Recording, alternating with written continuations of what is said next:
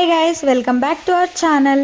నేను ఈరోజు స్పెషల్గా ఏం చెప్పాలనుకుంటున్నానంటే, ఈరోజు మా కర్రీ వచ్చేసి బోడ కాకరకాయ. అంటే ఇక్కడ సిటీలో ఆ కాకరకాయ అంటారు వాటిని, మా సైడ్ బోడ కాకరకాయలు అని అంటాము.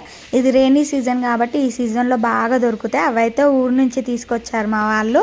ఆ ప్రిపరేషన్ ఏంటో చూపిస్తూ వచ్చేసాను, కానీ కరెక్ట్గా వండుకుంటే మాత్రం గైస్ చికెన్ ఉన్నట్టు ఉంటుంది. సేమ్ చికెన్ కూడా వనికి రాదు, అంత బాగుంటుంది టేస్ట్.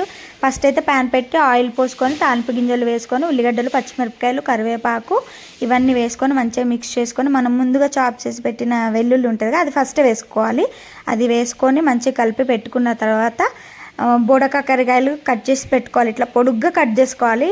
అవి పొడుగ్గా కట్ చేసుకుంటేనే టేస్ట్ బాగుంటాయి. అవి కూడా వేసుకొని మంచిగా కలుపుకొని మూత పెట్టి 5 నిమిషాలు మగ్గనివ్వాలి. అలా మగ్గిన తర్వాత మళ్ళీ మూత తీసి పసుపు ఉప్పు వేసి కలుపుకొని 5 నిమిషాలు మళ్ళీ మగ్గనివ్వాలి.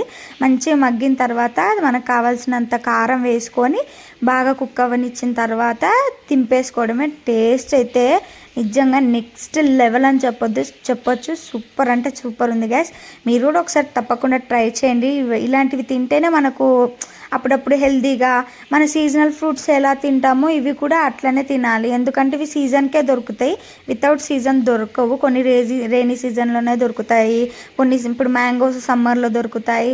అట్లా ఇవి కూడా సీజన్ ఉన్నప్పుడే దొరుకుతాయి, ఎప్పుడు పడితే అప్పుడు దొరకవు. కానీ టేస్ట్ మాత్రం సూపర్ ఉంటుంది. నేను ఎందుకు చెప్తున్నానో వినండి ఒకసారి, మీరు కూడా తీసుకొని ట్రై చేయండి.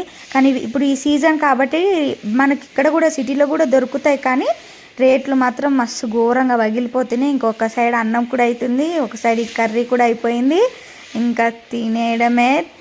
బాబా అమృతం అనుకోండి. తింటే మాత్రం ఇంకా మీరు మర్చిపోరు లైఫ్లో. నా మాట విని కంపల్సరీ తీసుకోండి గైస్, వండుకొని చూడండి, తినండి.